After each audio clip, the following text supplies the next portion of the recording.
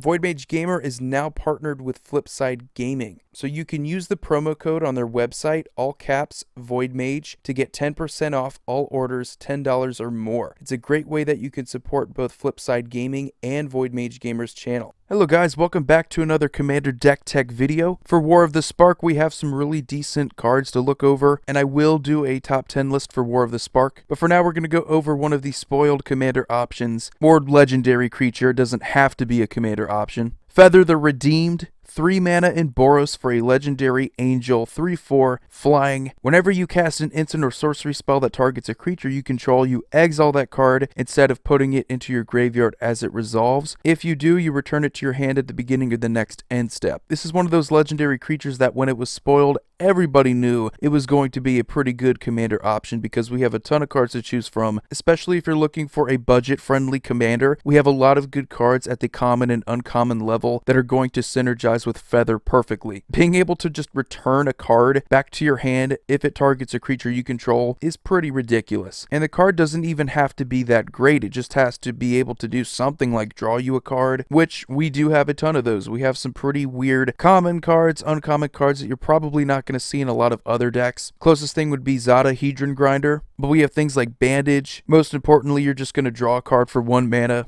Instant speed, it does target a creature you control. We have other weird cards like Crimson Wisps. Whatever added benefit you get with these cards, it's not really relevant. The important thing is that you're just going to draw a card. Defiant Strike, Expedite, Niveus Wisps, Accelerate, Karum, Guided Strike, Shelter, which does have the benefit of giving protection to a creature, so that is actually pretty useful in both ways. And if you really want to, it's not something I would advise, but being able to Oblation one of your creatures so that you get to draw 2 cards, it's good removal, and it's also a way for you to draw additional cards if you don't want to just settle for 1. So I like versatility given to cards like this. So you have a lot of ways to just draw cards for 1 mana, and keep in mind it's going to be putting it back into your hand at the beginning of the next end step. It doesn't have to be on your turn, so you can just keep doing this on your opponent's turn, which is really where the threat is. So in a full turn cycle, you could very well just draw 5 cards. That is a huge benefit to Boros because it addresses a problem that I've had with this guild for the longest time, and that is a lack of power and a lack of versatility. It's usually just combat tricks, which I'm not saying you're not going to have some combat tricks with this deck, but having decent card draw and having a mechanic that is disgusting, it's a solid engine, and we haven't seen that before in Boros, or at least at this level. There's some other really good cards that you should be able to take advantage of though that also target, and by doing this you want to take advantage of being able to just target 1, because Feather's ability doesn't specify that the card has to specifically target a creature you control, so you could use something like Glimpse the Sun God and continuously tap creatures your opponents control, as long as you do tap at least one of yours. The same thing you could also do with Aurelius Fury, because it's X damage divided, so you only deal 1 damage to Feather and deal the rest to another target or targets, and you get to keep putting Aurelius Fury back into your hand. That is ridiculous. Expose Evil is another really cool card. It is a common card, it's not as powerful, but you tap up the 2 target creatures and you get a Clue artifact token. Impact Resonance is another one that involves targeting. A little bit more situational, but if you're able to deal that X damage divided, it's kind of the same deal with Aurelius Fury. You just deal 1 damage to one of your creatures and then the rest to whatever you want to. Another card that does involve multiple targets, Indomitable Creativity. Target multiple things, get rid of multiple artifacts and creatures. You do have to give up one of your own, but a card like this is really worth it if you can get it back to your hand over and over again and get rid of the biggest threats on the table. But we have some really funny stuff to fool around with in this deck. Aside from that, Righteousness is a card that's just 1 white mana, and it gives a target blocking creature +7/+7 until end of turn. So if your opponents want to try to get over Feather with a bigger creature, you just give it +7/+7 until end of turn and solve that problem. You give Indestructible with things like Sheltering Light and Ajani's Presence, more combat tricks, but more importantly a way to protect your commander from board wipes. God's Willing is just another way that you can protect your commander or other creatures, giving them protection from the color of your choice until end of turn, and you get to scry 1. So it's kind of like Shelter. You can't make them indestructible, giving them protection from a certain color is really cool and a fun trick to get around whatever removal your opponents have. But there are 2 cards really that I think are going to stand out in this deck if you want to play with instants and sorceries that target with Grape Shot. As long as the actual card that you cast is targeting one of your creatures, that is going to be bounced back to your hand, so you get to use it again.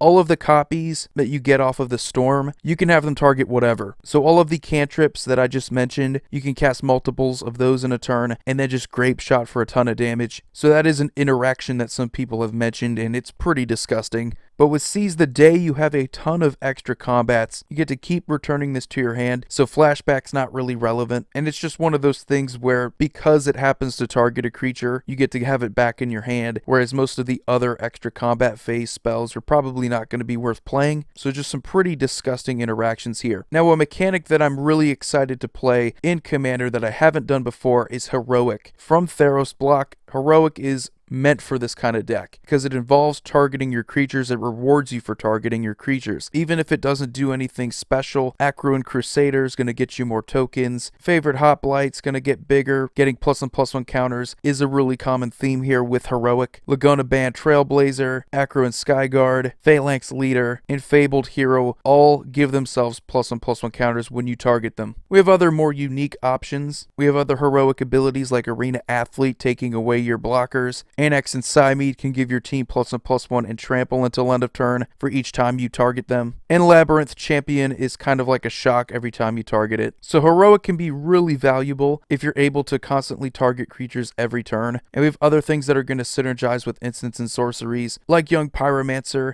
Gutter Snipe. I think these are staples in a deck like this. And Monastery Mentor, getting more tokens is pretty cool. But probably the coolest interaction is going to be with Zodahedron Grinder and Mirror Wing Dragon. They're going to pretty much do the same thing, so long as you only target them with the instant or sorcery. You're going to copy whatever spell you target them with. Each one of those copies is going to target your other creatures, so it makes for a pretty powerful combination here. If you have multiple token creatures, you get to draw even more cards off of your Crimson Wisps or whatever card you're going to do it with, making this Boros deck probably the first where card advantage is an actual possibility. And there are of course other directions that you can go with this kind of deck. Now specifically for my deck tech, the link to it will be in the description below. I decided to go with Heroic as a theme, focusing on that, not necessarily making Feather a Voltron commander, which I'm almost certain you can do that. It's just been a while and I haven't actually made a Heroic deck in Commander that I actually felt comfortable playing with. And seeing as Feather's only a 3-mana commander that does enable this kind of strategy, I think it's going to be really good, really fun. And there's just a ton of cards to choose from that do target creatures. You could also Chaos Warp one of your creatures, see if you can get something even better. You could also Eerie Interlude a bunch of your creatures. This is also a pretty good way of protecting them. You could kind of loop it over and over again, fool around with ETBs if you want to. Just a really interesting commander in Boros. The first in a long time, to be honest. So I'm excited to get to play it in real life. And as we get to see some more cards from War of the Spark, I'm probably going to be making even more deck tech videos. But anyway, you guys let me know what you think about the deck. Let me know what you think about Feather the Redeemed as a commander option. I think we have a pretty sweet one here, guys. You have a wonderful day. Void here signing off. See you all next video.